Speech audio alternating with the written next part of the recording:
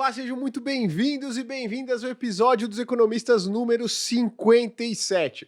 Hoje a gente está aqui para falar de um tema quente, tá? Porque tá acontecendo muita coisa no mercado, tem gente perdendo dinheiro, tem gente aí fazendo um monte de besteira, comprando o que não devia, vendendo o que não devia. Então hoje a gente está aqui para falar de fundos imobiliários. O Leandro, ele não tá muito bem, como vocês podem reparar aqui, ele não tá com uma cara muito boa, né? Mas ele topou participar dessa maneira, Leandro. Então, já chegou no horário hoje, né? Muito bom. Pessoal, brincadeiras à parte, a gente quis colocar aqui a presença do Leandro, porque ele vai estar nos acompanhando no YouTube, nas redes sociais, mandando perguntas e tudo mais, mas é porque ele pegou o Covid, né? Então hoje ele não pôde participar presencialmente, mas nós representamos ele muito bem aqui com sua roupa característica, né? Então, acho que ele não vai ficar muito chateado não, tá? Boa. Estamos aqui então para falar sobre fundos imobiliários com Ricardo Figueiredo, que é analista de fundos imobiliários da Spitz, economista com especialização em mercados financeiros, já atuou na gestão e análise de investimentos em imóveis e carteira de fundos imobiliários, que somavam mais de 1,2 bilhão de reais. É isso, Ricardão? É isso aí. Boa, então seja muito bem-vindo aí, segunda vez, né? Isso aí, segunda vez, hein? Mais uma peço música. Boa. Mas música boa, só não tá? canto. Ah, então o Arraiz canta, né? Mas o Arraiz ainda tá na primeira. Canta e dança, né? Canta e dança. Estamos aqui com Felipe Spritzer. Isso aí. Boa. Engenheiro de produção, muito Cs agora. CEO e fundador da Portfel, consultoria de investimentos do Grupo Primo, trabalha no mercado financeiro há 8 anos, já atuou na gestão de fundos de investimento, é CFA, CEA e CGA, além de CEO. Então, o cara com mais Cs que vocês vão ver aí na face da terra, então seja muito bem-vindo. Essa é a primeira vez. Minha primeira vez aqui. Boa. De muitas, né, Felipe? De muitas, espero que sim. Boa, perfeito. Só corrigindo, para o pessoal não me apedrejar depois, eu sou aprovado no primeiro nível do CFA, tá? Eu não sou o CFA completo não, porque senão depois eu recebo uma notificação lá. O pessoal vai puxar sua capivara aí. Boa. Mas já é de tudo certo. Show. Então, pra gente já começar, eu queria primeiro agradecer o pessoal do Spotify aí, porque o pessoal tá sempre no Spotify, né, Lucão? E é uma galera fiel aí, assiste o episódio completo até o final, então muito obrigado aí pelo pessoal do Spotify, a gente acompanha todos os dados de visualização de vocês aí todas as semanas. Então muito obrigado aí a todo mundo que acompanha, obviamente, a gente pelo YouTube, mas pelo Spotify também, tá? Agora, para começar logo o assunto, Ricardão, fundos imobiliários de papel caindo nada mais, nada menos, alguns, né, que 50% desde as máximas. O que está acontecendo com esse mercado de fundo imobiliário de papel? Era a carruagem virou abóbora? É, isso daí. Essa daí eu cunhei esta semana. Eu né? roubei. Bateu meia-noite e a carruagem virou abóbora e os alazões voltaram a ser ratinhos, né? Mas a gente precisa separar joio do trigo, né? Tudo começa com a questão do mercado de crédito mais apertado que a gente tem. Esse mercado de crédito mais apertado, que a gente já viu situações envolvendo Americanas, Cervejaria Petrópolis, Stock, Lojas Marisa, né? Umas em RJ, outras atrasando aluguel, deixando de cumprir com suas obrigações. Mas está difícil para essa turma, que são grandes nomes que a gente fala e todo mundo sabe quem são essas empresas. Até Banco Americano, né? Exato, Banco Americano quebrando. Imagine para empresas de menor porte que existem aos montes nesses rincões do Brasil, né? Essas empresas estão aí batalhando para conseguir crédito também, cada uma à sua maneira. Muitas financiaram suas operações utilizando CRIs. É óbvio que aí o mercado vai cobrar taxas mais elevadas desse pessoal. E quando você chega num cenário de taxa de juros mais elevado, mercado de crédito mais apertado, esse tipo de player tem mais dificuldade de rolar uma dívida, de conseguir uma nova linha de crédito, de cumprir com as obrigações das linhas de crédito já existentes.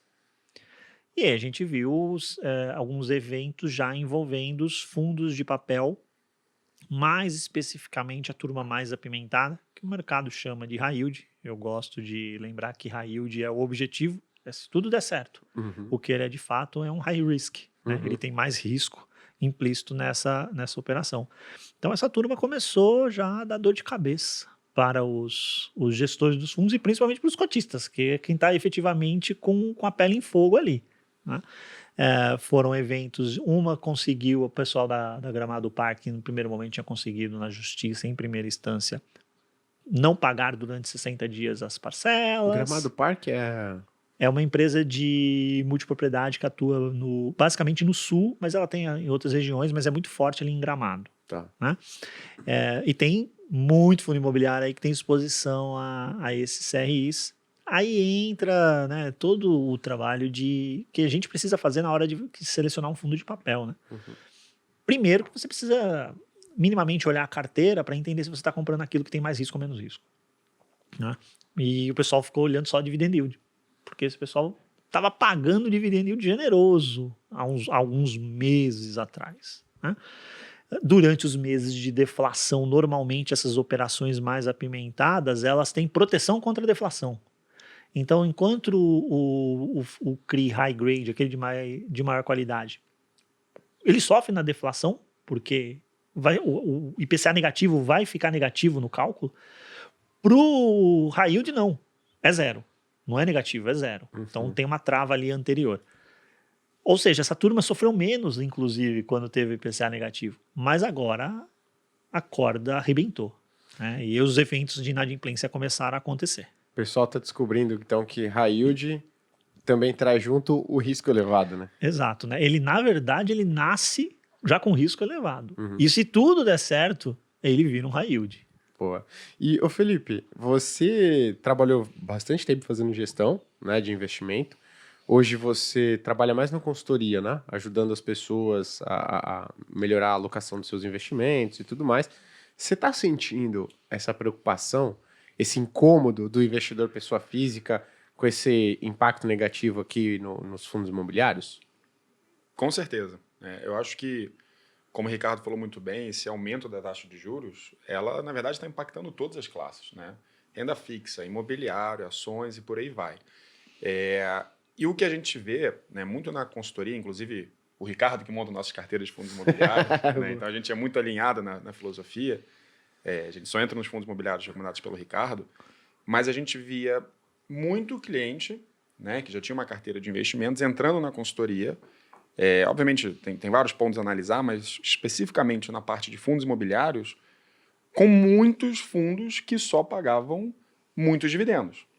Era como se esse fosse o único critério, né? Paga dividendo, eu estou comprando. Paga dividendo, eu estou comprando.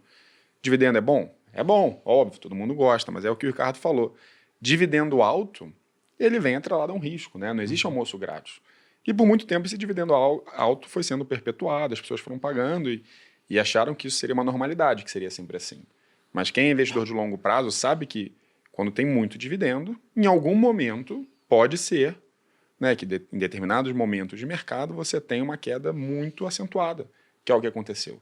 Então, assim, o high yield ele é uma classe válida, mas tem que ter muita diligência, tem que ter um perfil adequado, não é simplesmente, pagou dividendo, eu entro. Acho que é assim que muita gente acaba perdendo dinheiro, né, Ricardo? Exato. Acho que tem dois fatores que são importantes aí. Primeiro, como você muito bem colocou, Felipe, não é que o high yield é o bicho-papão. Fique longe dele. Não é isso. Só que a pessoa ela precisa minimamente identificar se ela tem perfil de risco para aquilo.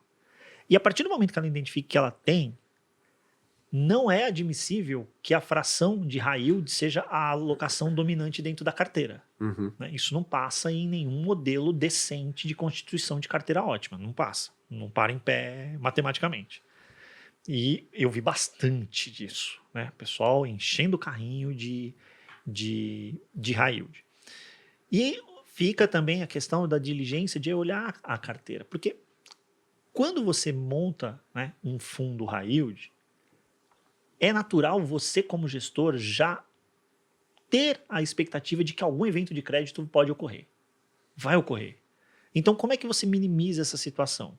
Obviamente, primeiro, em todas as operações, você tem lá as garantias, maravilha. Mas mais do que isso, você literalmente pulveriza a tua carteira. Porque se uma ou duas operações derem pau, você vai machucar um percentual pequeno do teu patrimônio. Tranquilo. Acontece que a gente viu nas últimas semanas alguns fundos vendo uma concentração grande no mesmo devedor. E quando você abriu o relatório, não tinha nenhuma operação individualmente que chamasse a atenção de forma gritante com uma grande exposição. para a maioria das pessoas. Eu já me incomodo quando eu vejo ali um CRI representando 8% da carteira, 9%, eu já acho demais. Mas quando está abaixo de 2 dígitos, a turma meio que tolera, passa, né?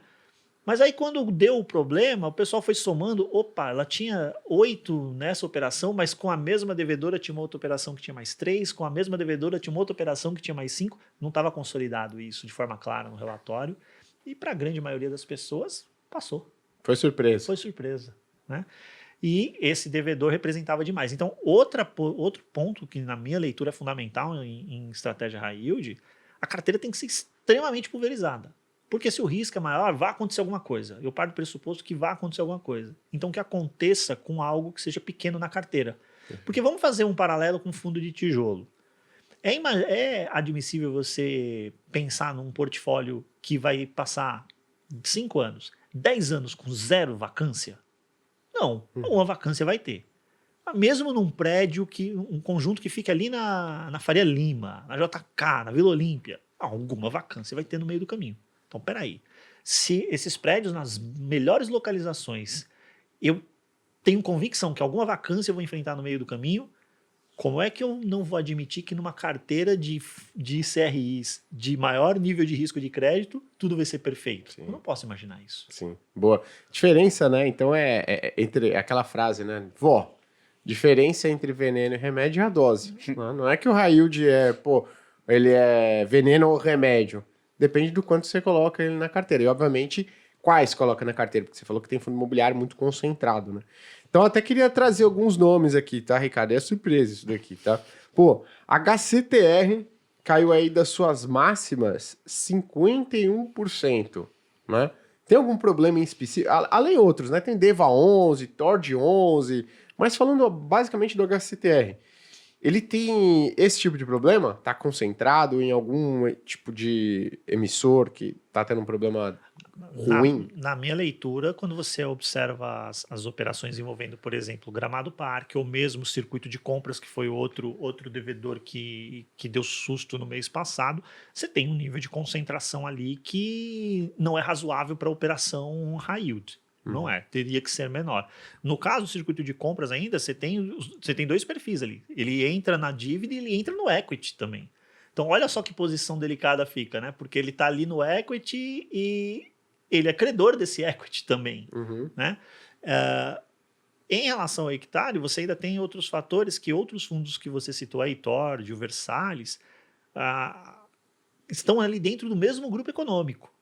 Né? Onde administradora, gestor, estão tudo ali no mesmo grupo econômico, as gestoras desses fundos. Né?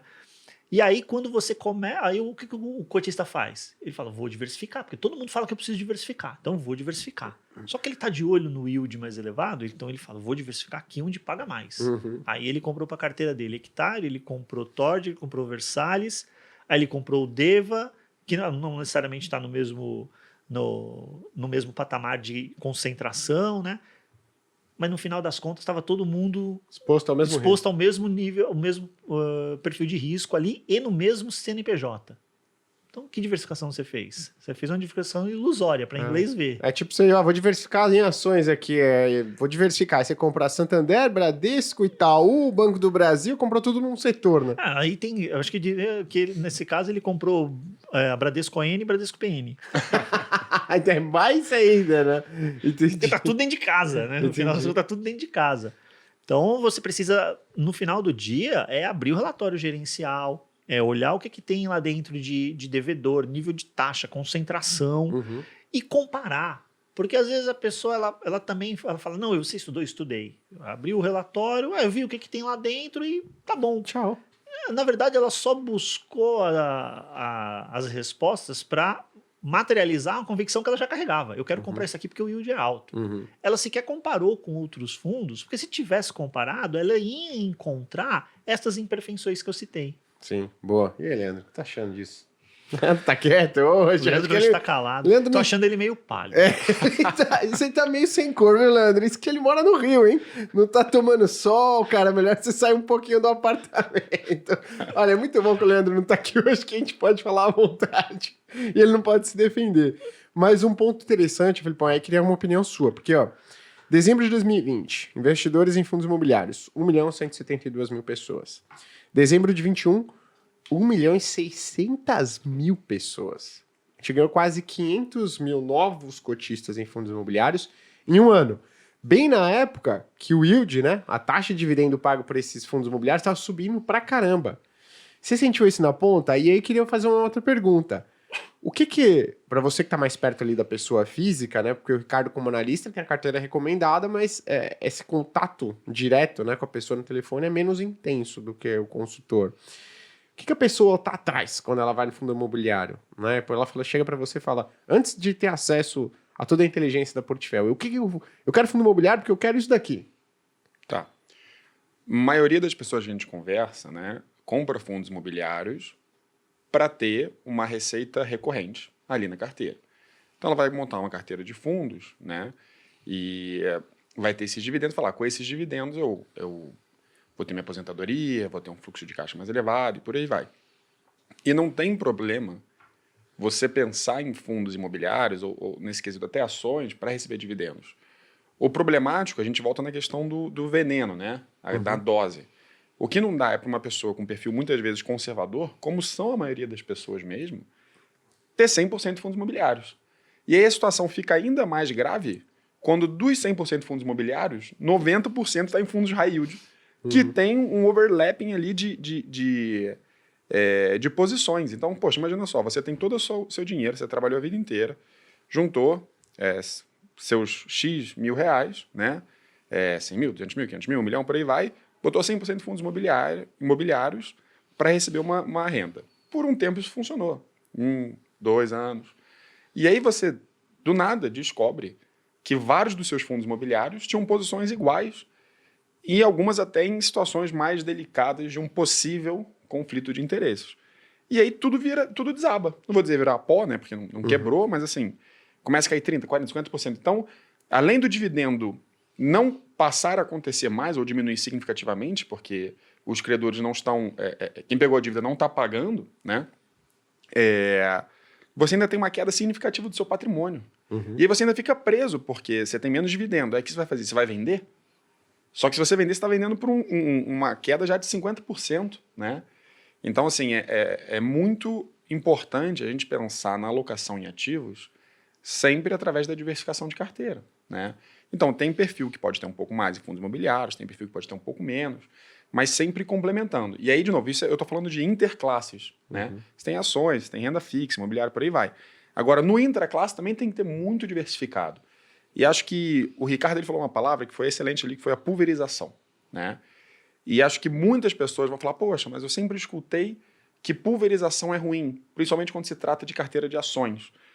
Mas, na verdade, quando a gente fala de crédito, né? E acho que entrando um pouco na sua área, né? E a gente está falando agora de créditos imobiliários. Poxa, imagina que você tenha um papel que paga inflação mais 8. Você tem um outro que também paga inflação mais 8. Você tem um outro que também paga inflação mais 8. Então, se você concentra em 3, você vai ter o mesmo retorno, se tudo der certo, com muito menos risco. Perfeito. Então, entrando na parte de crédito, você pode ter dezenas, centenas, milhares de ativos sem prejudicar a sua rentabilidade, mas que traz um nível de segurança extremamente elevado. E é um pouco o que o Ricardo fala da carteira de fundos imobiliários. Ele fala assim, pô, você tem que ter uma diversificação importante. Imagina, ter 30%, você descobre que tem 30% da sua carteira de exposição num produto só, né? Ou várias exposições ao mesmo grupo econômico.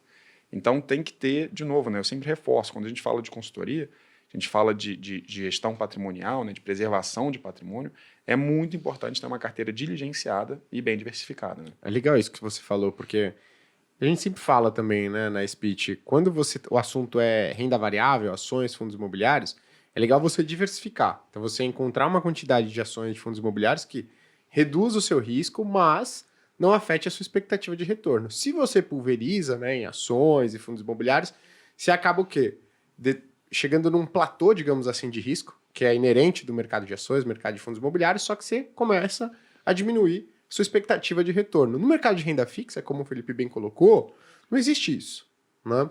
Por quê? Porque tem uma taxa pré-determinada de remuneração. Então, no melhor dos casos, aquela vai ser a sua rentabilidade máxima, tá? E no pior, é zero.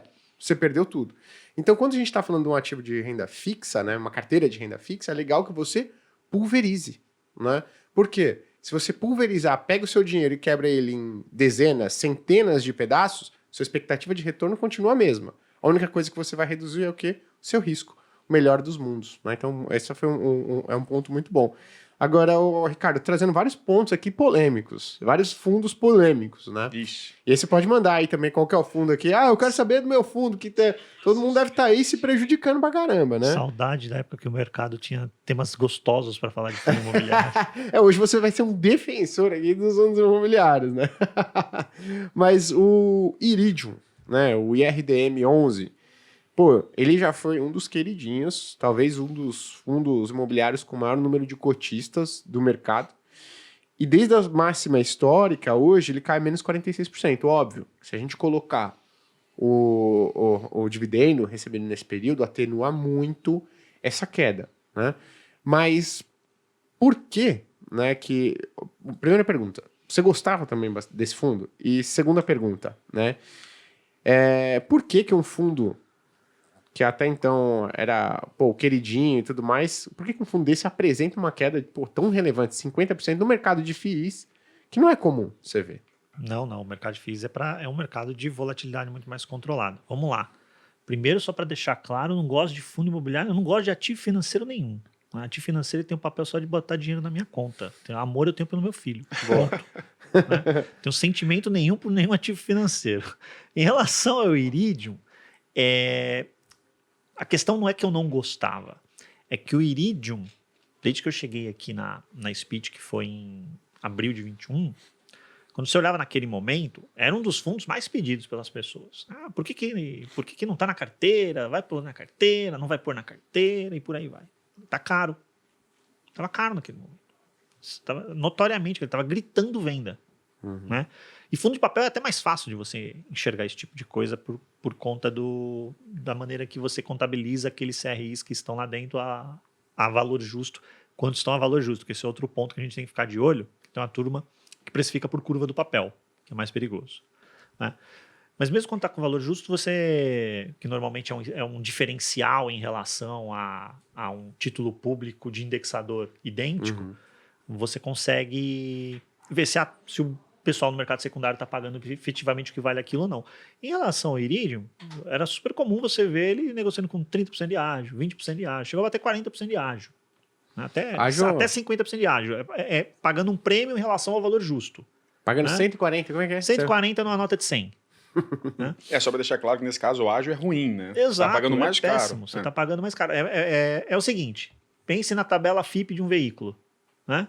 Você sabe qual é a tabela FIP. O veículo na tabela FIP está 100 mil. Você chega lá e paga 140 nele? Era isso que a turma estava fazendo com alguns fundos de CRI, incluindo esses que foram citados anteriormente, e também o Iridium. Importante destacar que o Iridium não tem essas características tão mais apimentadas que os fundos que foram citados anteriormente, o Hectare, Versalhes, enfim. Né? Mas tem uma carteira também que não é uma carteira high grade. Não dá para chamar o Iridium de high grade. Definitivamente não dá. Outro fator importante da carteira do Iridium é que ele tem uma alocação importante em fundos imobiliários também. Então ele tem uma parte do portfólio exposta a FII, como se fosse um microFOF ali dentro. Né? E onde está? O que ele colocou nesse FOF? O que ele colocou nesse microFOF dentro da carteira dele?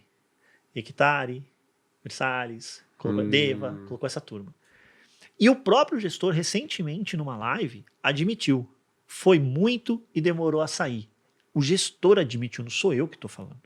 Porque vão te xingar aqui. Né? Os torcedores, né? Os torcedores, tem fundo imobiliário que tem torcedor, né? Não é investidor, né? Tem torcedor. E é torcedor organizado, é bravo. O gestor, o Selegato, que é excelente, um dos melhores do mercado, foi e falou, olha, foi exagerado, né? Decidimos sair, mas fomos lentos nessa saída. Ele admitiu, fomos lentos. E o mercado pegou eles no contrapé. Né? O que acontece em relação ao Iridium? Ele tem esse perfil mais apimentado. Então ele não chega a ser um high yield de rock and roll, mas ele também não é um high grade. Então ele fica ali no meio do caminho, chama de middle risk se quiser e segue a vida. Né? E estava caro. Esse é o ponto. O ativo pode ser maravilhoso. Se você pagar caro, desculpa, tá errado. Você não pode pagar caro. Procura outra coisa. Mas a gestão é boa, a carteira de ativos é boa. Sim, mas estão pagando caro neles. Não vai rolar. Entendeu? Não vai rolar. Pensa no veículo. Você olhou e falou, nossa, baixa quilometragem, bonitinho. Corolla, bonitão. Corolla, né? Tava top, lindo, maravilhoso. Mas tá pedindo 30% acima da tabela FIPE. Não vai rolar. Então procura outro. É assim que tem que ser conduzido e as pessoas não fizeram isso.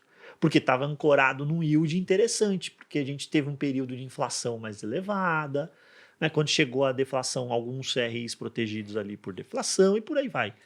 Aí a conta chegou agora, por quê? Porque ele também foi pego por essa turma, ele tinha um pedaço menor expostos a esses riscos, porque ele também ele tem algumas características de high yield, ele tem uma parte da carteira que toma mais risco, então ele foi pego em algumas alocações menores, aí sim o gestor fez uma exposição percentualmente pequena do portfólio a essas que deram problema, mas ele também tinha os FIIs ali que estão no rebote, ele pegou mais um pedaço via esses outros FIIs. E é o seguinte, quando entra nesse mercado na hora do oba-oba, Todo mundo o pessoal ganha. empurra a cota para 30%, 40% de ágio. E na hora que azeda, é feito manada do mesmo jeito. Então o pessoal olha, onde é que tem o pessoal aí que deu problema? Ah, tem no fundo A, B, C, vende. E vai. Sai. E empurraram a cota muito para baixo. Judiaram bastante da cota. Né? Então não é questão de gostar ou não gostar, é só saber o preço certo de pagar. É simples assim. Boa.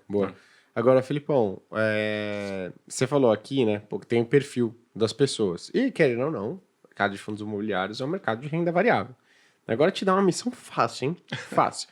Como a pessoa que está assistindo a gente aqui, né, ela consegue identificar, poxa, essa é uma classe de ativos que eu posso entrar ou eu não posso entrar? Um mini suitability em 20 segundos valendo. Brincadeira. Mas assim, como é que a pessoa pode pensar, poxa, será que eu consigo? Eu vou suportar, né, o mercado de fundos imobiliários, dado o meu perfil? Vocês trabalham muito com suitability, né, identificar o perfil das pessoas. Perfeito. Não, é excelente. Eu vou fazer A gente nunca fez um suitability de fundos imobiliários, né? Mas vou fazer um paralelo com o nosso perfil de investidor, que a gente trabalha para carteiras como um todo.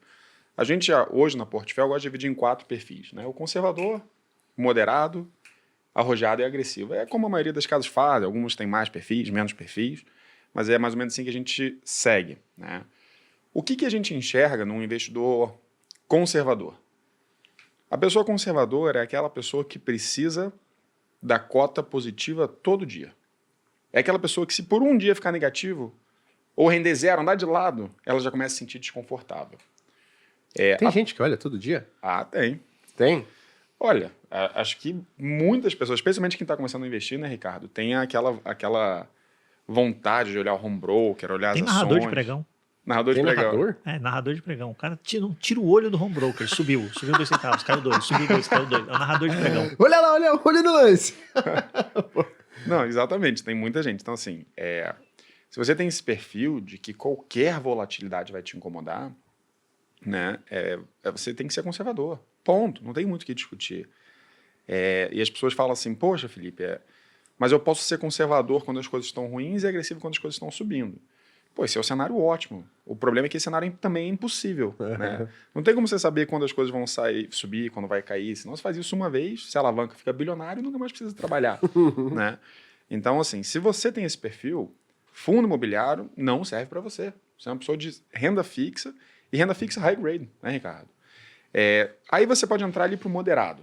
O que é esse moderado? É uma pessoa que gosta da consistência de resultados, mas assim, se um mês ficar abaixo do CDI, né, um mês ficar um pouquinho negativo, 0,5%, não vai se incomodar tanto. Né, a pessoa que entende um pouquinho mais dos conceitos de mercado financeiro, ainda não é muito avançado, está começando a estudar, fez um curso, está assistindo esse podcast, né? A pessoa que está se preocupando em se aprimorar, e essa pessoa ela poderia começar a ter um pouco mais, né, em alguns ativos, e aí nesse caso ativos de fundos imobiliários mais safe, né, mais high grade. Então assim, pode botar um pezinho ali, mas assim, um percentual baixo do portfólio, porque qual é a grande questão, né? Existem momentos, e se tem uma coisa que eu tenho certeza é que isso vai voltar a acontecer em algum momento, em que ações, fundos imobiliários podem cair 30%, 40%, 50% no mês. Isso já aconteceu N vezes na história e pode voltar a acontecer. Então, se você tem um percentual de 30% do seu portfólio em FIIs ou em ações e cai 50%, seu portfólio inteiro vai cair 15%. Né? Então, uma pessoa moderada, ela geralmente não está disposta com esse risco, mas alguma coisa com um percentual mais baixo, em fundos imobiliários um pouquinho mais seguros, a pessoa começa, né, a entender. Quando você vai para um perfil mais arrojado, né, e aí começa a ficar um pouquinho, entrar na alocação de carteira e tal, mas assim, uma pessoa mais arrojada, começar a ter 10%, 15%, agressiva até, de repente, um pouquinho mais do que isso, é quando as coisas começam a fazer sentido. Eu acho que a categoria de fundos imobiliários ela tem um papel importante nessa transição de renda fixa para renda variável. Né? O pessoal gosta de chamar de híbrido. Eu não gosto, é renda variável. Né? Uhum. Imobiliário é renda variável, mas vamos supor, para fins educativos, que ele é híbrido. Né? Ele mistura aspectos de renda fixa com renda variável. Mas por que ele é legal? E por que eu falei que ele é uma classe, né, de ativos de transição? Porque você tem renda fixa que você tem Selic, que a volatilidade é praticamente zero, é muito baixa, né, zero alguma coisinha. Aí você tem os fundos de inflação, pré-fixados têm volatilidade um pouco maior, dependendo do duration deles. Mas sempre volatilidade de 2%, 3%, né, ao ano. Você tem ações no Brasil, nosso querido Ibovespa, né, que a volatilidade é 24%, 25% ao ano. É muito maior do que a renda fixa. E você tem fundos imobiliários, que a volatilidade é de 8% ao ano. Então, a volatilidade é uma medida que a gente tem do comportamento estatístico daquele ativo e do quanto ele pode se afastar, com determinada confiança, né, da média esperada de retorno dele. Perfeito. Então, quanto maior a sua volatilidade, mais caótico pode ser o resultado. Muito para cima, muito para baixo. Perfeito. E a gente vê que fundos imobiliários tendem a ter um comportamento menos caótico do que ações. Isso é bem claro, para quem acompanha um pouco mais de tempo sabe disso. Né? Isso é dado estatístico. Então, fundo imobiliário tem 1/3 da volatilidade de bolsa hoje. Né? Então, assim, obviamente depende dos seus objetivos de vida, né, do momento em que você está, necessidade de liquidez, tipo de fundos imobiliários você vai pegar, mas assim, uma pessoa conservadora não deve ter. Quando você começa a ficar moderado, arrojado, agressivo, você tem, e aí vai depender como montar a carteira e por aí vai, mas aí essa bola fica com o Ricardo, que é o nosso grande especialista em fundos imobiliários aqui, né? Não quer dar conta. Boa. Mas, ô, Ricardo, você... Primeiro, né? Você concorda, né, com essa escadinha de exposição em fundo imobiliário? Acha que fundo imobiliário não é para todo mundo?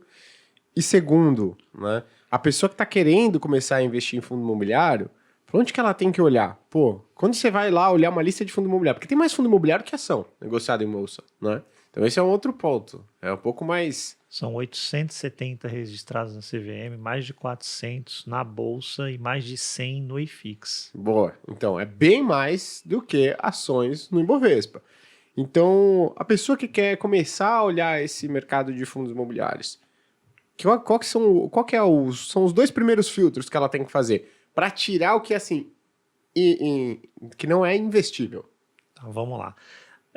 Primeiro, o ponto que o Felipe colocou, concordo absolutamente. Eu falo para as pessoas isso, inclusive em rede social, enfim, com os assinantes, eu passo esse recado, porque eu acho que os assinantes também são, eles vão levando essa mensagem adiante.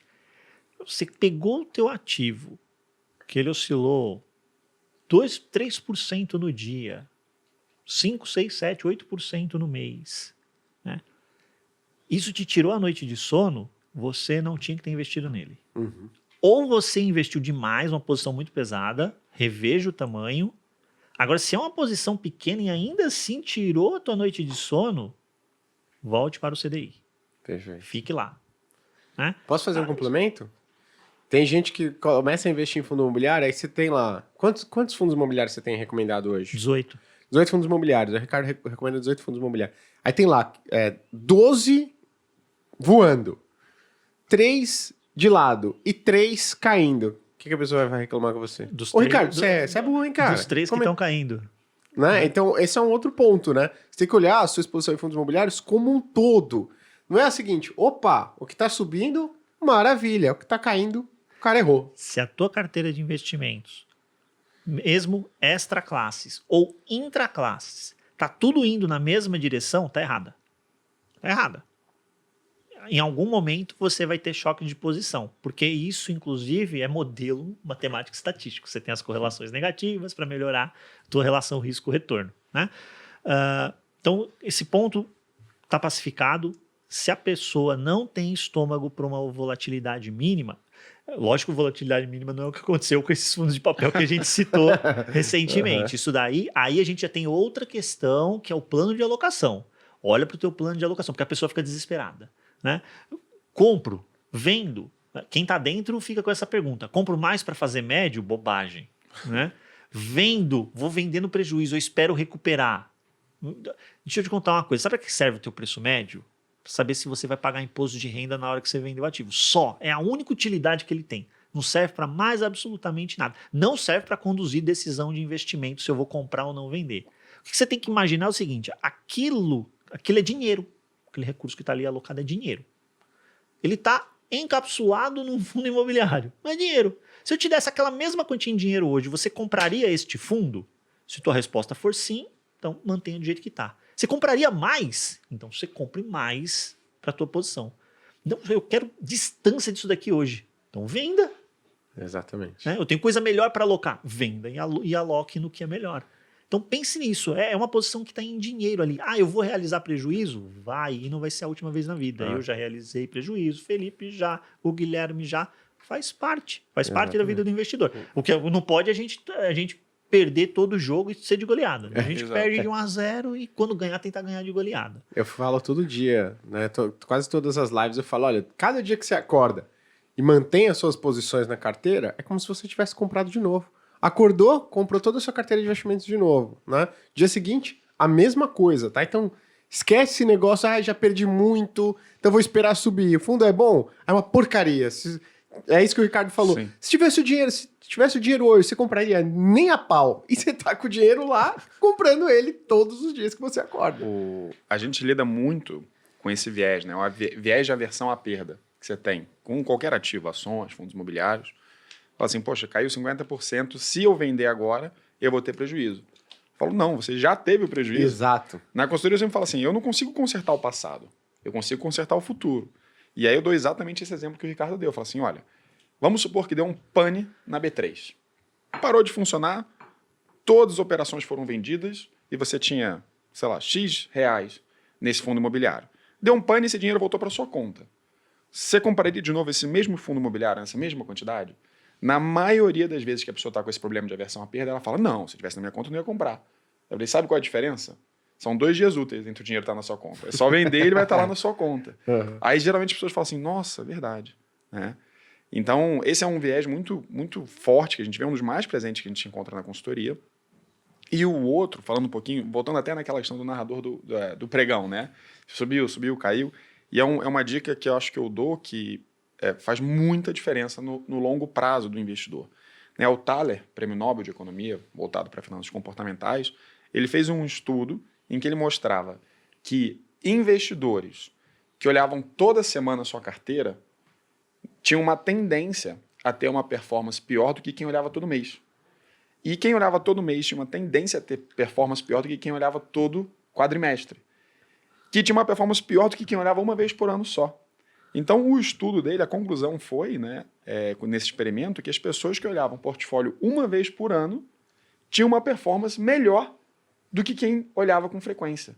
Olha que anti-intuitivo né? Uhum. Você pensaria que a pessoa que olha todo santo dia está mais preparada, mas a grande verdade é que quando você olha todo dia, você acaba caindo em tentações, ansiedades e em ruídos de mercado que muitas vezes não fazem sentido. Sim.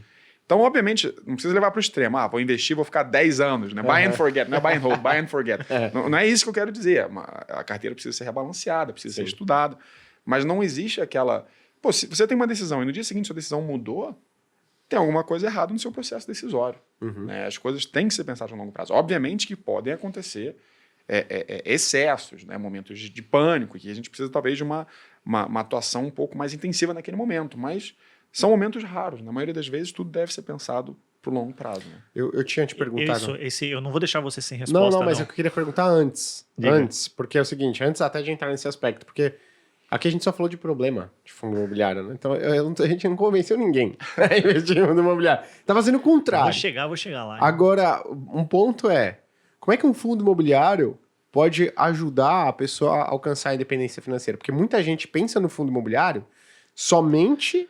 como opção de ativo para investir depois que chegou lá. Eu só vou investir em fundo imobiliário para receber renda. Né? Mas como é que ter exposição no mercado imobiliário pode fazer com que a pessoa, né, alcance bons resultados. E, obviamente, né, trazer um pouco do seu background aí. O que você já viu de resultado de investimento no mercado imobiliário? Tá, vamos lá. E aí eu vou emendar a resposta que você me perguntou, os dois itens que a gente olha aí para tentar fugir de roubada, né? Não tem como eu não olhar para a minha história, né, para responder essa pergunta, né? Eu passei mais de 15 anos dentro de um fundo de pensão, o maior fundo de pensão de capital privado do país, e boa parte disso na área imobiliária, né? Fazendo lá a gestão do portfólio imobiliário. E era tijolo, né? Começou só com carteira de tijolo, que tem histórico, as fundações têm histórico muito grande de investimento nessa classe de ativo, e depois uma carteira de fundos imobiliários que foi bem vencedora no período lá que a gente estava conduzindo essa estratégia. Dentro de uma fundação que estruturalmente é um investidor de longo prazo, que pensa lá na frente em trazer segurança para quem confiou aquele time a gestão do recurso. Eu falo para as pessoas, olha, aqui é o seguinte, se a gente fizer uma bobagem, não é que, nossa, pô, o cliente ele não vai poder fazer aquela viagem, aquela Eurotrip nas próximas férias, entendeu? Não, é a verba da aposentadoria da pessoa, entendeu? É para comprar o remédio, para cuidar da casa dela, entendeu? Então é outro, o buraco é mais embaixo. E sabe qual a carteira que mais rendeu em janela de 15, 20 anos dentro dessa instituição? A imobiliária. Então as pessoas acham que é um negocinho mais devagar, né? Que, não, tá rendendo ali todo mês. De senhorinha, né? Senhorzinho. Bateu renda fixa, bateu ações, bateu tudo. Foi a carteira imobiliária. Né? Só que você, obviamente, tem imóvel e tem imóvel. Você tem que saber fazer a seleção. Qual é a grande vantagem que o fundo imobiliário traz para o investidor para ele se beneficiar desse produto que fez tanto sucesso e faz tanto sucesso dentro do mundo institucional? É que, normalmente, quando você está pensando em fazer isso como pessoa física, o que você pensa em investir no setor imobiliário? Vou comprar um apartamento e alugar. Mas quando você faz isso via fundo imobiliário, você investe de verdade no setor onde essa turma que ganha dinheiro no setor imobiliário investe, que é no setor comercial. Então você está comprando ali um pedacinho dos melhores imóveis, mais bem localizados. Não são todos, tem que fazer seleção. Tem fundo imobiliário que tem ativo que é difícil. Não é fechar o olho e pegar qualquer um. Tem ação de empresa ruim, tem ação de empresa ruim, tem crédito privado que é horroroso, tem crédito privado que é maravilhoso, né?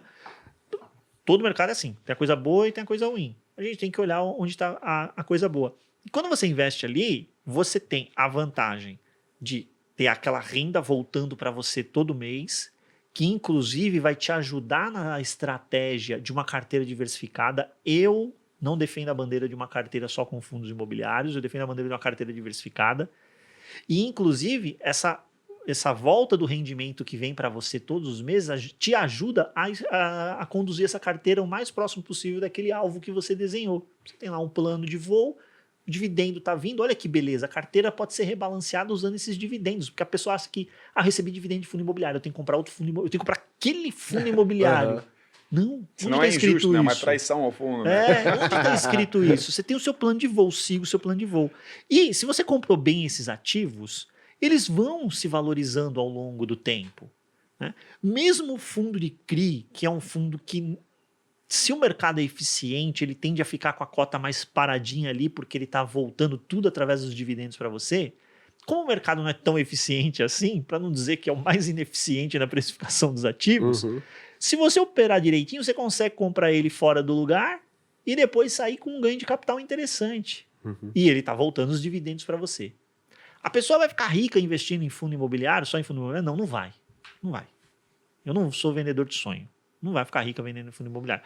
A pessoa muda o patamar dela com disciplina, tendo um plano muito bem estruturado, de uma carteira diversificada, onde fundo imobiliário é parte essencial, estrutural dessa carteira. Não é moda.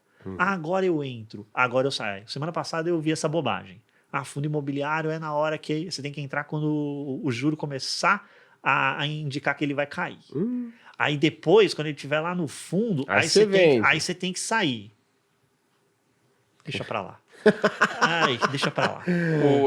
Posso só complementar esse seu ponto, porque a gente lida muito com esse problema também na consultoria, que é o que a gente chama de market timing. Não, eu quero que você fale, porque tem gente que faz isso. Você deve Não, tem gente não, é a maioria, né? Você deve orientar as pessoas, ó, não faz, a pessoa vai lá e faz. Eu quero saber quantos, e vocês têm milhares de clientes, quantos gênios conseguem acertar os momentos? Porque tem muita gente tentando. Olha, eu sempre falo na Portfel que a gente tem que trazer dados, né?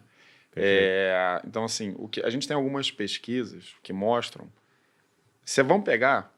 Quem faz previsões? Basicamente todo mundo. Mas vamos pegar a nata do mercado financeiro. Vamos pegar o relatório Focus, por exemplo, que concentra, um relatório emitido pelo Banco Central, que concentra ali as previsões das principais instituições financeiras, por consequência dos principais economistas do país, né? Quando você pega o relatório, você pode pegar diferentes janelas, né? Mas tem um estudo muito legal que mostra, ele pegou, se não me engano, de 2002 até 2019, todas as previsões, por exemplo, para taxa Selic, né? Então, assim, está falando de 18 anos, né? De 2002 a 2019, ali, anos cheios. E o que ele fez? Ele falava o que o analista mais conservador falou que a Selic ia estar. Exemplo, no ano ele falou que ia estar em 12. Desculpa, ia estar em 16. E o mais otimista falou, não, a Selic vai estar em 12. Né? Então, você tem um range ali de 12 a 16. Né? Se a Selic estivesse entre 12 e 16, o estudo contaria como um acerto. As previsões foram acertadas. O que já é ser bonzinho, né? Porque você está pegando do mais otimista até o mais pessimista. Que é um range alto. É um range muito alto. Geralmente é muito alto. São vários pontos percentuais de diferença, né? Mas o estudo fez assim, vamos ver se está dentro do range. Nessa janela dos 18 anos, em 13 anos, a projeção estava errada. Entre os ranges, ou seja, achou que esse é 12, é 16, que já é muita coisa, foi 10. A gente pode pegar no passado recente isso como exemplo. Então, assim, dos 13 e 18 anos, os principais economistas do país erraram com consistência quando seria a taxa Selic. Isso se repete para dólar, isso se repete para uma série de outras dívida variáveis. Pública, que dívida até 2 anos atrás. Taxa de desemprego. Exato. Vamos pegar, por exemplo, 2021. Né? Quem acreditou que a taxa Selic ia subir da maneira como subiu. A projeção era ficar em 2%, 3%, ela disparou. E 2022 a mesma coisa. E aí eu volto para junho de 2022. A inflação, se você pega naquele semestre, né, o semestre do começo do ano passado, a inflação estava disparando, já estava, se não me engano, na casa dos 6%. E aí todo mundo queria investir em ativos atrelados à inflação. Vocês lembram? É um passado recente. O que aconteceu nos 6 meses seguintes que nenhum especialista falou que ia acontecer? Deflação. Os próximos meses todos foram de deflação. Então, acertar esse momento, se os maiores... E assim, não sou só eu que estou falando, tem os estudos, os maiores investidores do mundo falam, Howard Marks fala isso, Warren Buffett falam isso, né? Peter Lynch fala isso, é impossível prever variáveis econômicas. E aí, entrando no ponto do fundo imobiliário que o Ricardo mencionou, é que não é que o fundo imobiliário se valoriza quando a taxa de juros cai. O fundo, né, a classe de fundos imobiliários se valoriza quando a perspectiva de juros é de queda. Ou seja, não é assim, ela caiu, depois sobe. Senão seria muito fácil, né? É assim, o consenso do mercado mudou, ou seja, ela vai cair em tantos anos ou em tantos meses, aí os fundos imobiliários sobem. É de um dia para o outro. Sim. Então, assim, poxa, vi aqui no relatório Focus que vai cair, o fundo vai subir. Não, porque o mercado, ele precifica as expectativas futuras. Sim. Então, se fosse simples assim, né, Ricardo? A taxa está em 2, vamos comprar tudo. Não é, né? Você tem que, na verdade, adivinhar quando vai cair. E você não tem que só acertar quando vai cair. Você tem que saber isso antes das outras pessoas. Ou seja, você tem que saber melhor, se podemos dizer assim, saber mais, saber melhor e saber mais rápido do que todo o mercado inteiro. Você tem que saber mais que o Stuberger equipe, que o Rogério Xavier equipe, que, todo mundo e equipe, viu? Falando dos brasileiros. Falando dos brasileiros. Isso, sem considerar... Ó, você deve ser muito bem-vindo na Faria Lima depois de falar aqui que todo mundo erra tudo, hein? Não, veja bem. Tô brincando. A gente acredita, né, que market timing, tentar adivinhar para onde o mercado vai, é uma estratégia que, no longo prazo, se mostrou inefetiva. Tem uma infinidade de estudos mostrando isso, o que não significa que você não consiga montar bons portfólios de investimento resilientes a diversos momentos de mercado, que é o que o Ricardo faz, né? Fala assim, poxa, olha só, a gente tem aqui esse fundo imobiliário que tem esse problema. O que eu estou discutindo não é qual fundo imobiliário é bom ou ruim, mas são as pessoas que querem colocar ou tirar na classe fundos imobiliários de acordo com a projeção delas de mercado. Sim. O que pode ser muito perigoso. Obviamente, a pessoa que está me escutando pode falar, mas eu sou gênio e bato? Tudo bem, pode ser. Mas eu não conheço, e a gente conhece muitos profissionais de mercado. Sim, né? Se você pegar nos últimos 36 meses, 3 anos, né? Metade desse período praticamente metade, acho que é Selic em 2 dígitos, praticamente metade. O IFIX apanhando, né? Sofrendo, ainda positivo nessa janela de 3 anos. Mas tem fundo imobiliário, e são alguns, e é tijolo, é fundo de papel indexado a CDI, é fundo de papel indexado à inflação, que dá 150% de CDI, de retorno total. De retorno total. Dá mais até do que 150% de CDI, de retorno total. Então, se eu fosse ainda tem a isenção tributária dos dividendos. Exato. Se eu fosse ligar para essa questão do market time, eu estaria fora desses ativos que estão dando esse retorno espetacular nesse período. Né? É óbvio que você tem que saber manejar essa caixinha de acordo com o ciclo. Não é que você compra aqueles ativos e fala, pronto, é isso aqui que eu vou carregar e não interessa o que acontecer com o mercado. Lógico que não. Mas a casca fundo imobiliário, ela permanece, né? Com Selic em 1 dígito, com Selic em 2 dígitos, com inflação subindo, descendo, ela vai permanecer. E só para entrar naquele ponto que você, para não deixar a resposta em pergunta, senão o pessoal vai ficar malhando aí nos Não, mas é bom, porque, né? Até isso, no final você vai até falar que o que eu queria se você tem um fundo imobiliário que é medalhão. Você fala, esse aqui é meu preferido. Você tem um fundo imobiliário preferido? Olha, tem... Que não é preferido que você já falou que você não ama ninguém. Tirando seu filho. Mas tem alguns... Eu acho que tem alguns nomes que você vai olha... falar no final. No final eu vou falar. Você tem alguns nomes que você olha e fala, pô, essa turma aqui, meu... O mar tá bravo e ele tá lá. Tá firme e forte, né? Mas em relação à seleção de fundos, fatores. Primeiro fator que eu acho que a pessoa tem que observar, principalmente se ela está chegando no mercado. Ou você está chegando agora. Você não mexe com fundo imobiliário. Vá naqueles que são, né, com mais tempo de histórico para analisar e com menor risco em relação ao seu mercado. Então, você olha mercado escritório, pega aquela turma que tem as melhores localizações. Você vai no mercado shopping center também, aqueles que procuram estar expostos a público de maior poder aquisitivo. Logística também, localização importante. Né? Fundo de CRI, vai na turma que é high grade, maior qualidade de risco de crédito. Vai nesse pessoal. Né? Então, foca em qualidade. Por quê?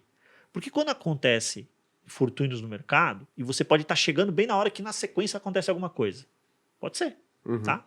Você passou os números de pessoas chegando no mercado. Olha quantas pessoas tinham no mercado no final de 19. Perfeito. Agora olha quantas tem hoje. Toda essa turma chegou depois disso e pegou o IFIX ladeira abaixo. Né? Vão sair malhando o fundo imobiliário por aí. Exato. E aí o que acontece? Quando você olha, por exemplo, vamos pegar o mercado de escritório. Aí você foca lá naquelas regiões que você sabe. Essas regiões, elas atravessam melhor os momentos de crise. Né? Faria Lima, JK, Vila Olímpia, TMB, de sempre. Pô, sofreram na pandemia? Lógico que sofreram. Vacância subiu lá? É lógico que vacância subiu. Mas recuperou mais rápido? Recuperou. O preço do aluguel já está inclusive em patamar acima do que estava antes da pandemia. Vacância baixinha, super controlada. Né? Shopping center, mesma coisa. O pessoal achou que o shopping center ia morrer na pandemia. Né? O novo normal não é tão diferente do antigo normal. Né? Exato, só esqueceram que as pessoas deixaram de ir no shopping porque elas foram proibidas de ir no shopping. Não foi porque elas não queriam ir no shopping. Né? A partir do momento que você liberou, adivinha o que aconteceu? As pessoas voltaram para o shopping. Né? Mas também, pega aquele shopping já maduro, consolidado, que você sabe que tem fluxo, que está indo bem, né? Que ele domina ali na região. Vai nessa turma. Cuidado com a sedução do dividend yield, porque dá para mascarar muita coisa aí, mais ou menos, com um dividend yield sedutor num curto espaço de tempo. Até um pouquinho mais de tempo, até lá, dependendo do que você passar ali no produto. Mas uma hora isso daí vai deixar de existir. Né? Tem produto que está alavancado, tem dívida, então aquele dividend yield está sendo sustentado por uma dívida que ainda não está sendo paga, vai ser paga depois. né? Detalhe, né, Ricardo? Tem que tomar cuidado. Tem muito fundo imobiliário que é monoativo, né, cara? Isso daí é o seguinte, essa turma que eles foram muito importantes no nascimento da indústria, extremamente importantes. Só que hoje não dá mais para você imaginar um fundo imobiliário nascendo com essa característica. Ele pode até vai nascer, mas ele tem que ter um plano claro de que em meses ele vai fazer uma outra oferta, comprar outro ativo e já não vai ser mais monativo. Tá? Por quê? Porque você precisa diluir o teu risco. E você dilui o teu risco quando você tem mais imóveis dentro de uma carteira e mais locatários dentro dessa carteira. Então, por isso que você vai comprando mais ativos. Tem um exemplo de um prédio no Nordeste, né? Que era da Petrobras. No Rio. No Rio? No Rio. Em Macaé, XPCM. Enquanto estava alugado para a Petrobras, maravilhoso, né? Então, risco de crédito, Petrobras, coisa linda, né? O governo está ali por trás do teu risco de crédito. Maravilhoso. Até o dia que alguém da Petrobras decide, não quero mais ficar aqui. Saiu. E aí você tem um prédio, né, de alto padrão de qualidade, mas que fica em Macaé, que servia ali para esse negócio do óleo e gás. E tem outro perfil de tomador? Não tem. A indústria de óleo e gás não está mais aquela coisa. Vacância. Não tem renda. Não tem renda. Vai gerar o que de renda? Recebeu a multa e depois disso... Então tem que ter cuidado quando você vai selecionar por dividend yield, porque quando você olhava o dividend yield do fundo, maravilhoso, né? Mas o tempo passa e as condições vão mudar. Então quando você está diversificado, por isso que diversificar é muito importante. E não fique em um único fundo. Não fique em um único setor. Esquece esse negócio de setor bola da vez. Né? Logo depois da pandemia veio logística bola da vez, porque as empresas de tech estão tomando os espaços logísticos e realmente isso aconteceu. Vacância caiu, o preço do aluguel subiu, só que agora elas pararam para respirar. E aí, o que vai acontecer? Todo mundo vai sair agora do segmento logístico. É ruim? Não, logística é maravilhosa, é excelente. Essas empresas, inclusive, elas estão avaliando, vai ter região que elas vão precisar tomar mais. Vai ter região que elas perceberam que elas tomaram demais, talvez ela enxugue um pouco a operação. Normal, acomodação de mercado. Por isso que você não pode ficar totalmente exposto a um só setor. Diversifique e pegue essas teses mais antigas, no mínimo para você estudar. Porque essas teses foram testadas em diferentes cenários. Essas teses pegaram a última Selic de 14,25, depois pegaram toda a descida para 6 e pouco, pegaram aquela Selic de 2 que a gente nunca mais vai ver. Então, eu não vou ver. Então, quando você olha como esse gestor se comportou nesses diferentes cenários, se o dividendo foi resiliente, se a carteira de locatários se comportou bem, foi um fundo de crédito, teve default, não teve default, teve inadimplência, não teve inadimplência. Pô, legal. Por quê? Porque também tem muito fundo novo. Tem fundo que tem 2 anos, tem fundo que tem... A gente está vivendo agora aí o barulho dos fiagros. Vou perguntar para você. Tem fiagro que tem 6 meses. Você vai avaliar o que numa carteira de 6 meses? Perfeito. Então, pega a turma que tem mais cabelo branco na indústria, já que já tem aí, já atravessou uma janelinha sem cabelo, boa. por favor. Sem cabelo, pode ser. Tem que respeitar quem não tem cabelo. E dá uma olhadinha... Leandro tá sério hoje, viu, cara? Ele não gostou da minha piada. Ele não gostou com esse cabelo dele tão jovial. Pega não que você tem que comprar só esses fundos, mas ali você vai extrair muita informação para, inclusive, começar a avaliar essa turma nova. Boa. Você fez uma observação, cara, que eu gostei bastante. Você falou assim, poxa, né, tem gente que fala, e quando cai, tá pra cair a taxa Selic. E é muito difícil saber quando a taxa de juros vai cair, vai parar de subir ou não, né? Pô, a gente conversava, eu e o Ricardo conversava muito, a gente, Selic lá, quando a Selic tava em 2, a gente, é difícil, né, nesse ciclo de alta de juros voltar pra cima de 10. Tá 3,75, né? O Banco Central tá aí e ainda manteve no último comunicado. Rosnando. Tá brabão. Tá brabão. E aí tem um negócio interessante, né? Porque tem gente que fala o seguinte, eu só vou investir em pré-fixado, indexado à inflação na renda fixa, que é o que dá para ter ganho de marcação ao mercado, quando a taxa Selic começar a cair. Só que, isso eu olho muito, né? 70% do movimento de ganho de pré-fixado e indexado à inflação, ele vem antes do primeiro corte da Selic. Por quê? Porque o mercado ele já precificou basicamente todo o corte que vai vir futuramente. Então, né, como é que você vai antever algo que tem lá dezenas, centenas e até milhares de economistas mega graduados fazendo isso há décadas? Você vai fazer melhor que essas pessoas. Muito complicado, né? Mas, Ricardo, eu queria saber de você. E aí a Selic? Né? E a Selic? Como é que a Selic faz com esse mercado imobiliário aí? Se você é um outro que tá falando, ô Robertinho, bora aí que... Não, quem sou eu para falar o que ele deve fazer, pelo amor de Deus. A única coisa que eu peço é que caia na bola, porque quando não cai na bola, a gente sabe o que acontece. Tem que cair na bola, tem que cair por fundamento, a taxa de juros. Mas o que você citou da renda fixa acontece com o fundo imobiliário. No último ciclo de baixa, o primeiro corte foi na última reunião do Copom do ano. Na última. Saiu de 14,25 para 13,75. Acho que o primeiro corte foi de meio, salvo engano. Né? Então caiu 0,5%. De 14,25 para 13,75 é nada. Né? É nada, né? O IFIX nesse ano andou mais de 30%. Antecipando o movimento. Né? Antecipando o movimento. Então, por isso que você tem que estar com a tua carteira montada. Aí eu vou chamar a atenção para um ponto super interessante. Eu estava conversando com o pessoal hoje no escritório, né? Eu vejo algumas carteiras que estão montadas aí, carteira recomendada, inclusive. Tem 60%, 65% em fundo de CRI. E, bem, é notório, isso é 10 em 10 analistas falam que, no momento de volta de mercado, quem vai se beneficiar mais é fundo de tijolo e fundo de fundos. Mas as carteiras estão montadas em cima de fundo de CRI hoje. Por quê? Porque elas estão defendendo renda e menor vol. Renda e menor vol. Tá entregando um yield um pouquinho melhor? Tá. Tá chacoalhando menos? Tá. Né? Aí o que vai acontecer? No momento de virada de mercado, o que essa carteira recomendada faz? Ela do dia para a noite sai de 65 para 20 em fundo de papel. E monta toda a posição de tijolo e FOF. Pô, isso no Excel funciona lindo. Excel é uma beleza. Excel aceita tudo. Excel aceita tudo. Excel e PowerPoint, nossa, você faz uma miséria com essa dupla. Do dia pro outro você começa a mudar a taxa de rentabilidade da sua carteira. Acabou. Você foi lá no Excel, só mudou, né? O percentual e no outro dia já tá tudo. Agora você que tá seguindo essa metodologia. Aponta pro Leandro. Leandro, você que está seguindo essa metodologia, você vai conseguir virar tua carteira do dia pra noite? Esquece. Você não vai conseguir. Você só vai ver a alteração daqui uma semana. Porque né, nem todo mundo tá lá acompanhando toda hora. Olha, exatamente. Olha, nossa, o Ricardo mudou a carteira. 15 dias depois, né? Por isso que a carteira já é pensada para, olha, o ciclo de mercado que se avizinha tende a ser mais positivo para papel e para tijolo e para FOF. Então a gente não vai de peito aberto, mas já começa a montar essas posições antes. Perfeito. Né? E vai carregando. Da mesma forma que quando chegar no momento inverso, você também não sai na festa quando a polícia chega. Né? Você sai antes, entendeu? Depois que a confusão começa, você já tá fora da festa. Né?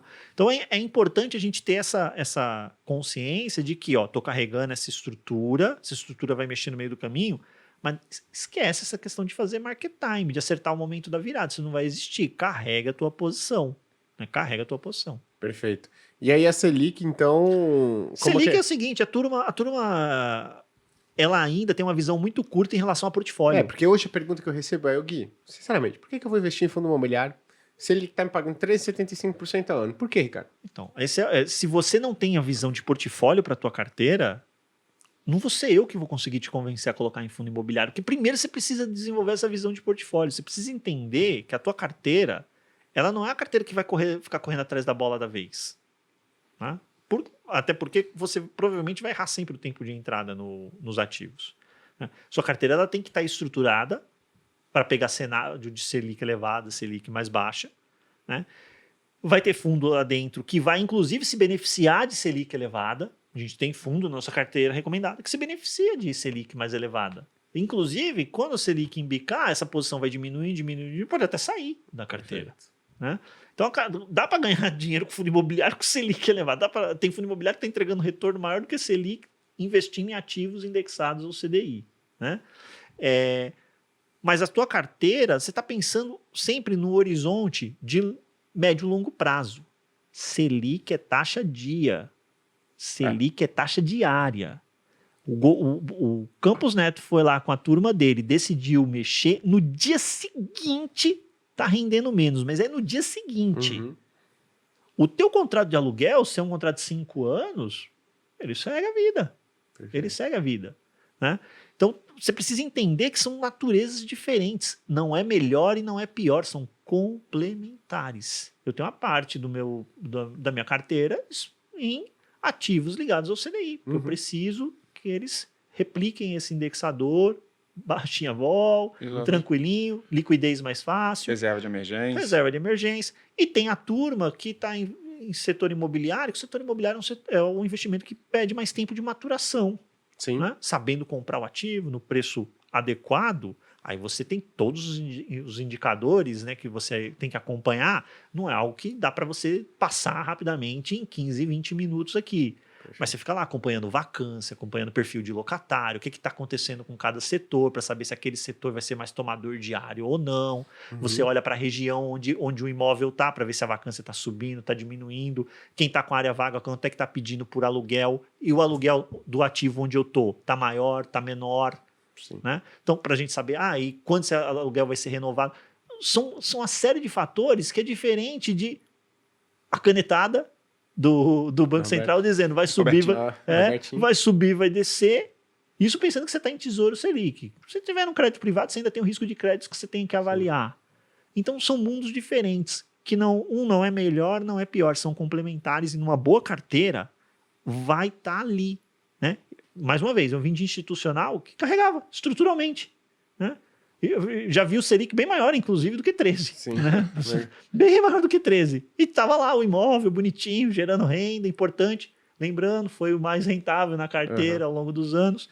Então, não são... a gente precisa parar de rivalizar produto de investimento. Né? A gente gosta de criar esses embates, né? Esses Fla-Flu, Palmeiras e Corinthians. Sim. Não, eles têm que trabalhar juntos para fazer o teu dinheiro crescer. Perfeito. Mas o negócio que você me chamou a atenção antes foi uma coisa. Você falou o seguinte, primeiro corte de Selic de 14,25 para 3,75, o IFIX já tinha subido 30. Já tinha subido 30, né? Quem ficou de fora já perdeu 30%. Já. Mas o que vai acontecer? É esse tipo de rentabilidade que você só vai ver quando a taxa Selic estiver partindo de um patamar igual ela está hoje e começar a cair. Você não vai encontrar esse tipo de rentabilidade em fundo imobiliário quando a Selic estiver lá em 5, 6. Aí você fala, nossa, acho que é bom investir em fundo imobiliário. É o conceito de assimetria. Perfeito. Quando eu estou na Selic de 13,75, bem, é mais fácil o Banco Central mandar isso para 14, 14,5, ou a gente começar a ver esse negócio descer para 10, 9, 8, quem sabe? Exato. Pô, é mais fácil a gente ver começar a descer.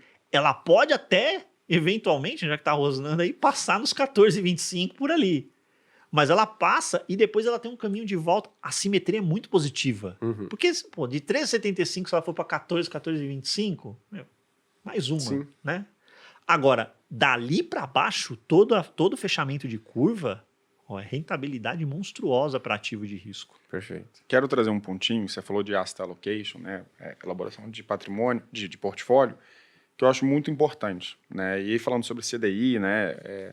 A gente fez um estudo lá na Portfel, que é o seguinte, se a gente pegar desde 1994, finalzinho de 94 até hoje, vocês sabem quanto o Selic rendeu? 5.400%. Lote, porque você pegou o começo ainda ali que ela estava na lua, né? 40. Você sabe quanto o IBRX, né, que seria o outro indicador além do Ibovespa, um dos principais indicadores de ações até hoje? 3.800. Então, Selic rendeu 5.400 e BRX rendeu 3.800. Uma pessoa falaria assim, poxa, não vale a pena investir em renda variável no Brasil se num período de 30 anos eu deixei no IBRX e perdi para o CDI. Só que olha que interessante, e essa parte eu acho que é muito legal, e a gente entra um pouquinho na composição de portfólio. Se você tinha uma carteira que era 50% CDI e 50% IBRX, e você rebalanceando essa carteira, né? CDI subiu, você vende. BRX subiu, você vende. E sempre rebalanceando para 50, a carteira 50 CDI e 50 BRX teria dado 6.178%. Ela teria rendido mais do que o BRX e mais do que o CDI. É o que a gente chama de alfa de rebalanceamento, né? Só por ter rebalanceado a carteira, você gerou alfa. Com o IFIX, a gente pode ter a mesma mentalidade. É porque o IFIX ele é muito novo, né? Pô, Felipe, o IFIX existe desde 2010, a gente está falando de 13 anos de existência quase. Mas para horizonte de longo prazo, 10 anos ainda é pouco. Na verdade ele surgiu em 12. Retroagiram os dados para 10. Mas se você tivesse em 2011, compramos o DeLorean, voltamos para 2011.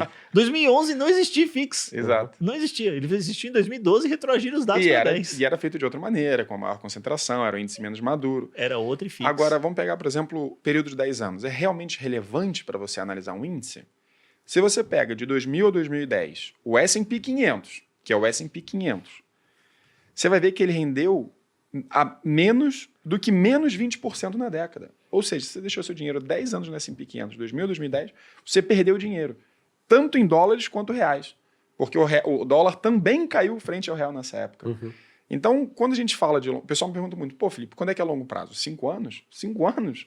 5 anos é curto prazo. Uhum. 10 anos você começa a falar de médio prazo. Uhum. Então, assim, um outro ponto que a gente analisa muito, né, no perfil do investidor é, se você vai investir em renda variável, e fundo imobiliário é renda variável, você tem que estar pronto para segurar a posição por pelo menos 10 anos. Então, se no ano seguinte caiu 5, 10%, você está desesperado, Sim. não é que você fez uma análise ruim do fundo imobiliário, é que você Você fez uma não análise entendeu. ruim do seu próprio perfil. Perfeito. E você não entendeu o mercado que você está entrando, né? Exato. Não, e por isso o seu perfil é conservador, entendeu? Mas eu tenho até um ponto, né? Tem muita gente que fala, mas e aí, como é que eu vou retroagir aí nesse mercado de fundos imobiliários? Acho que, pô, uma aproximação, e se você tiver outra, Ricardo, você pode até trazer, mas é que a gente pegou muito dados do FIPZAP, não é que é o que a gente tinha. Então, pô, deixa eu dar uma olhada aqui em FIPZAP, nos imóveis residenciais, nos imóveis comerciais, né? Na base de dados que eu tenho. Cara, se você for olhar, são rentabilidades muito relevantes. Aí o pessoal vai falar, esse FIPZAP é enviesado, porque só sobe. Não, ele tá parado desde 2016. Desde 2016, 2017, tá de lado, ou seja, o preço dos imóveis na média no Brasil sempre vai ter aquela pessoa, mentira, porque o meu tio comprou um imóvel e triplicou nos últimos 3 anos. Seu tio não é a média do Brasil, o imóvel do seu tio, né? A média do Brasil, país continental. E na média, tá estável o preço dos imóveis aí há bastante tempo. E o IFIX há muito menos, né? Tá apresentando uma rentabilidade bem melhor aí nesse período.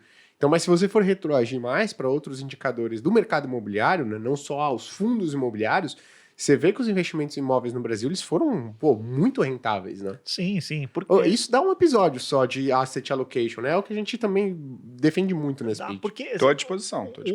o imóvel, ele tem uma capacidade muito grande de ser um repassador de inflação. E aí entra outro estigma do mercado que esse discurso ele é vendido com muita força. O imóvel vai te repor a inflação, o imóvel vai te repor a inflação. Vírgula, se for um bom imóvel, bem localizado, etc, etc.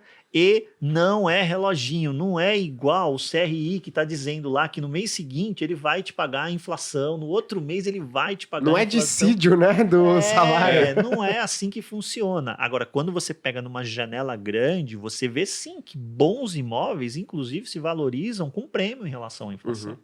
Boa, não. Agora, poxa, Ricardo, se eu tivesse aqui um segmento, né, para você falar de fundos imobiliários hoje, que você acha que está com uma movimentação assim, que você vê que o risco é um pouco maior, você prefere ter uma visão mais receosa. Tem algum segmento do setor de fundos imobiliários? Então, vamos lá. Tem alguns pontos, assim, eu não vou falar do receio no sentido pejorativo de que é ruim, não é isso. Uhum. Não é que é ruim.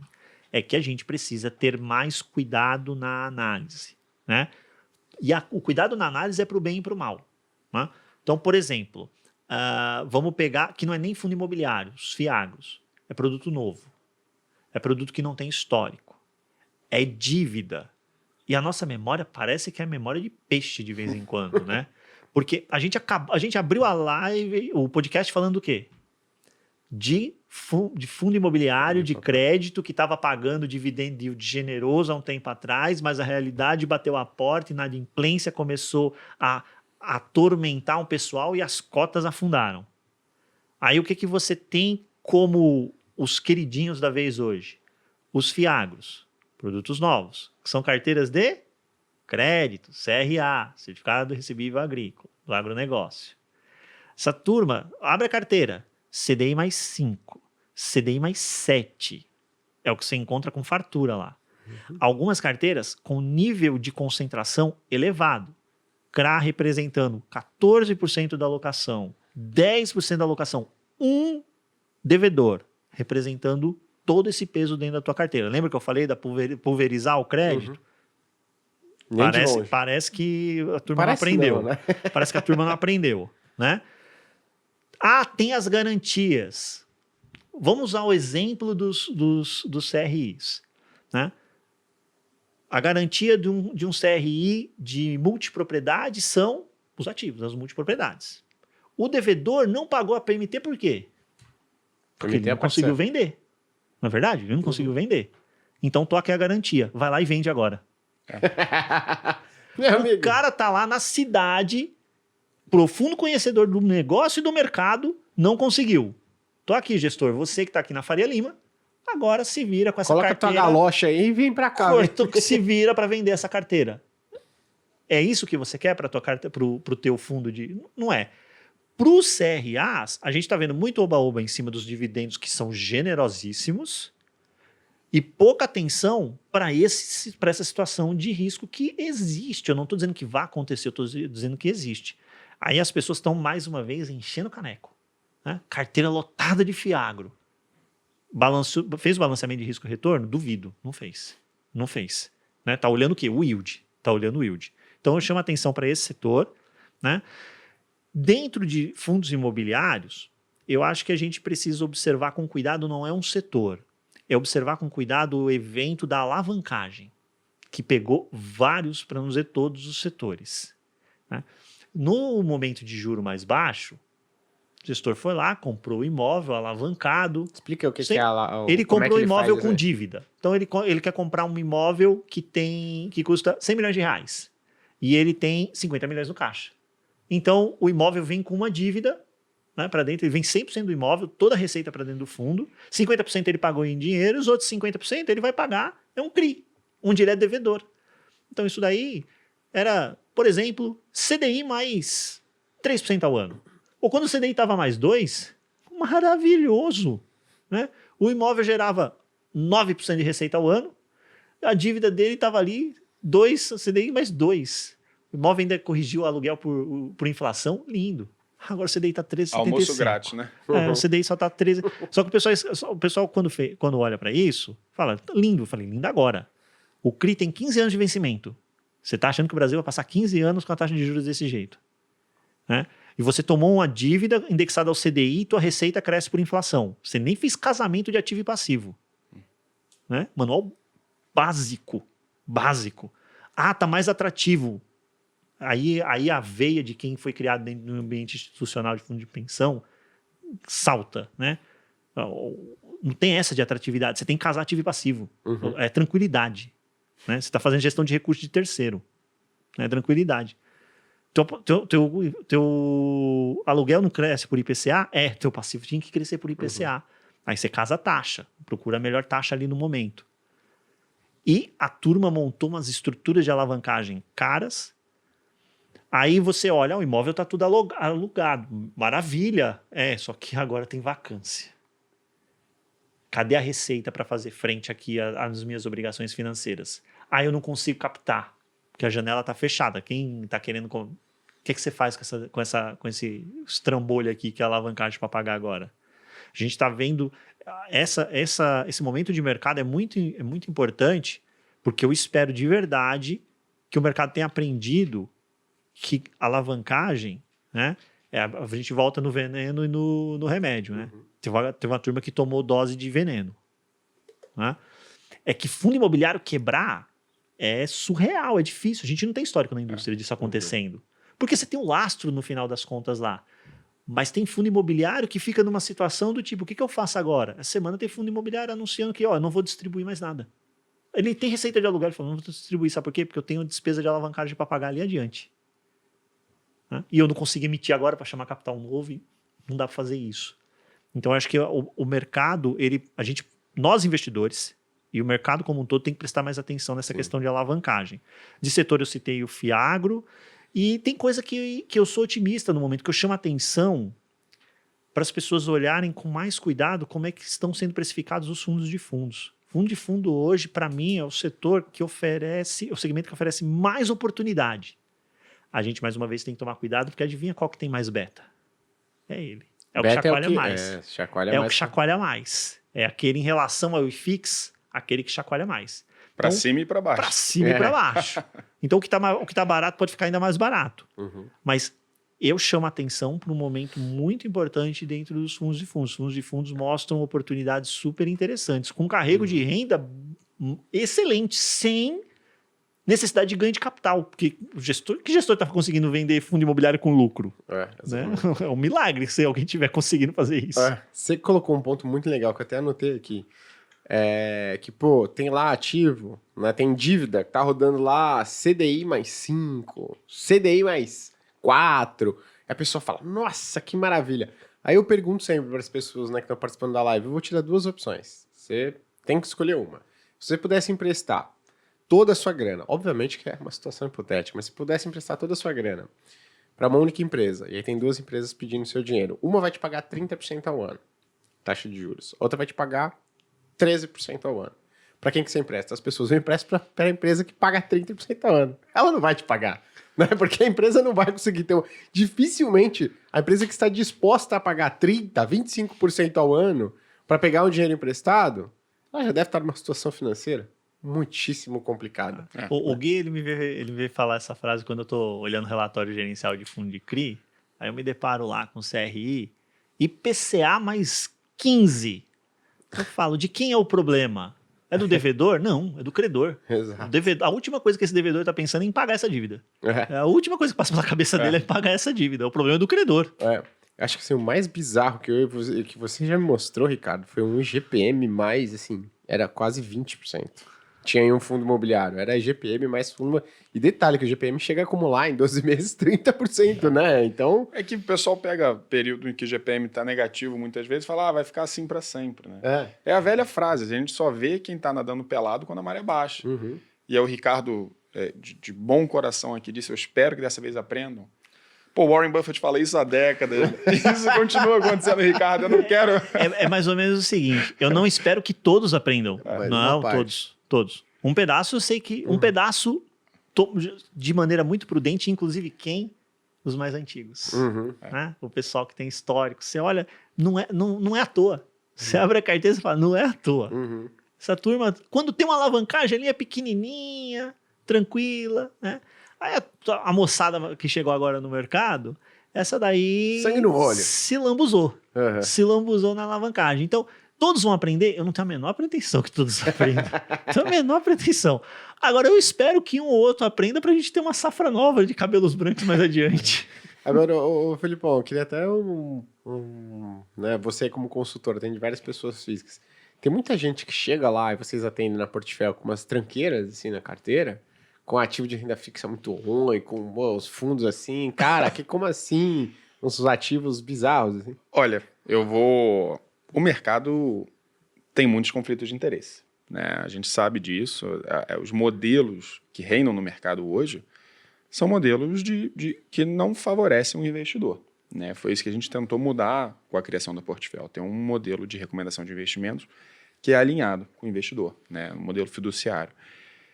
Alguns casos bizarros que a gente já viu foram empréstimo de 4% ao mês para se alavancar em ações. Nossa! Cara, 4% ao mês? Quanto que ele queria ganhar com as ações? Exato, falei assim, cara, o que ele está comprando que ele está com essa expectativa? Já vimos. Né? Era legalizado o que ele estava comprando? Pois legalizado? Pior que era, né? Ele com essa taxa. 4% ao mês com quem? Com a corretora? A corretora. Que menor. É porque tem alguns empréstimos que são feitos para curto prazo. O pessoal gosta de se alavancar. Não estou falando que vale a pena, não vale nenhum cenário. Não, lógico. Mas aí a pessoa pega e usa o empréstimo de curto prazo para longo prazo. Entendeu? E se esquece, e se estrambelha ali, não sabe o que fazer. A gente já viu pessoas com COI, né, que são produtos estruturados, reconhecidamente ruins pelo mercado, por causa das taxas abusivas que tem ali de remuneração para quem o indica. Pessoa com 1.900.000 em COI.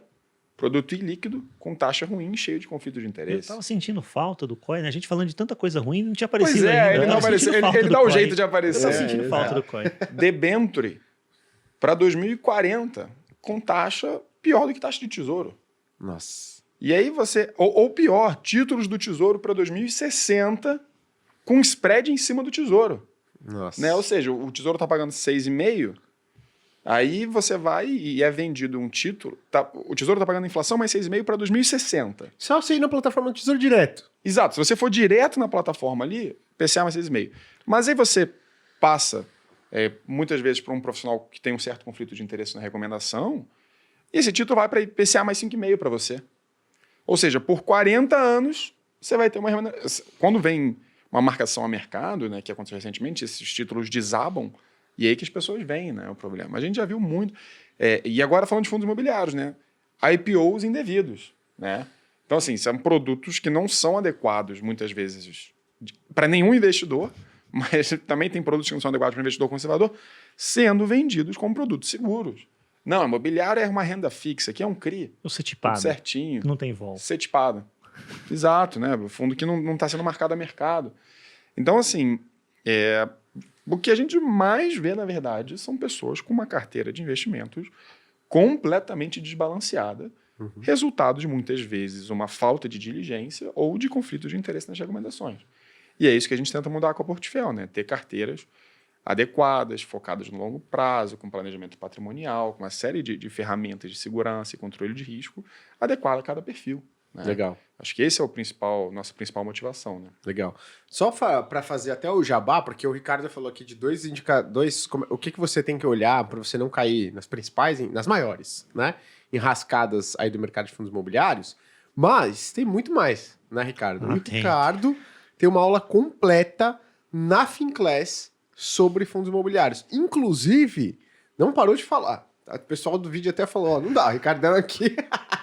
Tô brincando, mas a aula de fundos imobiliários do Ricardo é a maior. É a maior em Finclass, número de horas. Né? Mas eu só falei de fundo de tijolo, não falei nada de papel e foto. Vai ficar para um segundo e terceiro módulo. Mas tá muito boa. Então, seguinte, passa para te dar um recado super importante. Dia 24 de abril, a gente vai ter o FinDay, que é o aniversário de 2 anos da Finclass. E você vai ter a melhor oportunidade do ano para assinar a Finclass. Ou seja, você vai ter acesso à Finclass com 50% de desconto. Mas não é só isso. Olha só, você ainda vai ter 7 bônus exclusivos. Eu não vou falar todos, mas eu vou falar que para mim é o mais legal. Você vai ter acesso, né? Quem já é assinante vai ter, né?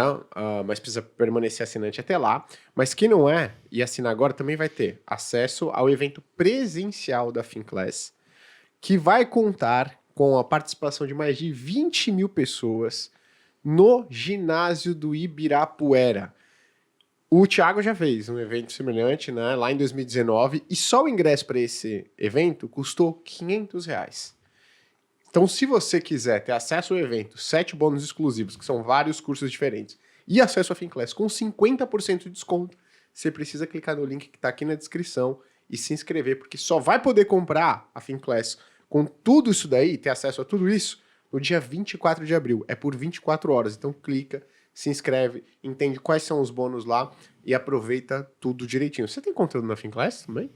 Ainda não. A gente estava vendo para gravar de Asset Allocation, né? Boa, legal. Show. Então, assim, aproveita porque não é só o Ricardo. Tem lá tem Morgan Housel, tem, poxa, galera Howard Marks, tem galera internacional lá também, tá? Inclusive tem um cara bom de renda fixa lá que você pode ver as aulas desse cara.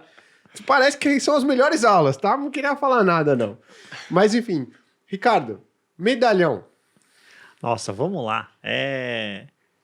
É perigoso você fazer isso, né? Porque, pô, a gente... Ó, grava aqui, porque agora, tá se ele errar, vocês cobram... Ó, a gente tá gravando, são 2h13 a hora que eu tô gravando. Faz 1 hora que eu não vi o Home Broker. Então, vai saber o que aconteceu. Aí eu falo infeliz ladeira abaixo nessa hora.